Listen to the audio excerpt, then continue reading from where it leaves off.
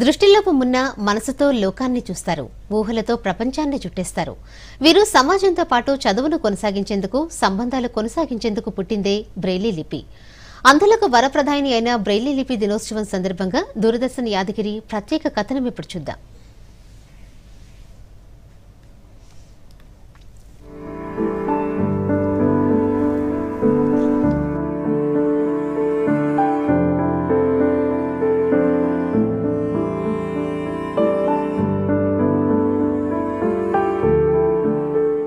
ప్రపంచవ్యాప్తంగా దృష్టిలోపంతో జీవితం గడుపుతున్న వారికి బ్రెయిలీ లిపి ఎంతో ప్రత్యేకమైంది.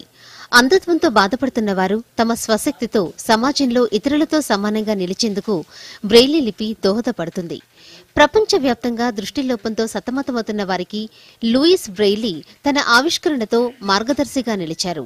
ఐక్యరాజ్య సమితి జనరల్ అసెంబ్లీ 2018లో లూయిస్ బ్రెయిలీ జన్మదినమైన జనవరి 4న ప్రపంచ బ్రెయిలీ దినోత్సవాన్ని జరుపుకోవాలని తీర్మానం చేసింది. అప్పటి నుంచి ప్రతి ఏటా జనవరి 4న ప్రపంచవ్యాప్తంగా బ్రెయిలీ దినోత్సవాన్ని జరుపుకుంటున్నారు. బ్రెయిలీ లిపి అందులో చదవడానికి, రాయడానికి ఉపయోగించే భాష. పుట్టుకతోనో లేదా ఇతరత్ర కారణాలతోనో కంటిచూపు కోల్పోయిన వారు చదువుకు దూరమవకుండా ఉండేందుకే ఈ బ్రెయిలీ లిపిని రూపొందించారు. లూయిస్ బ్రెయిలీ ఫ్రాన్స్లోని కూప్రే గ్రామంలో జన్మించారు. తన చిన్నతనంలోనే చూపు కోల్పోయారు. తర్వాత అంధుల పాఠశాలలో చేరారు. చీకట్లో కూడా మెసేజ్లను చదవటంలో సహాయపడే సైనిక కోడ్ గురించి లూయిస్కు బాగా తెలుసు. అంధుల కోసం అలాంటి స్క్రిప్ట్ ఉండాలనే ఆలోచనతో బ్రెయిలీ లిపిని రూపొందించాడు. ఈ లిపి కోసం ఎంబోస్డ్ పేపర్ను వినియోగిస్తారు. దానిపై ఉన్న చుక్కలను స్పర్శిస్తూ చదవవచ్చు. బ్రెయిలీ లిపిని టైప్ రైటర్తో సమానమైన బ్రెయిల్ రైటర్ ద్వారా రాయవచ్చు. ఇదే కాకుండా స్టైలస్, బ్రెయిలీ స్లేట్ ఉపయోగించి కూడా రాయవచ్చు. దృష్టిలోపం ఉన్నప్పటికీ ఈ బ్రెయిలీ లిపి ద్వారా విద్యావంతులై పలు రంగాల్లో సత్తా చాటుతున్నారు. అంధుల కోసం ప్రపంచ దేశాలు ప్రత్యేక చర్యలు తీసుకుంటున్నాయి.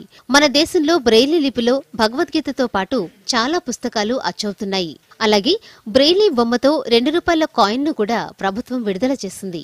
కంప్యూటర్ కీబోర్డులు, ఫోన్ ఫిజికల్ కీబోర్డుల్లో కూడా ఇప్పుడు బ్రెయిలీ స్క్రిప్ట్ను పొందుపరుస్తూ టెక్నాలజీని వీరికి మరింత చేరువ చేసే చర్యలు శరవేగంగా సాగుతున్నాయి.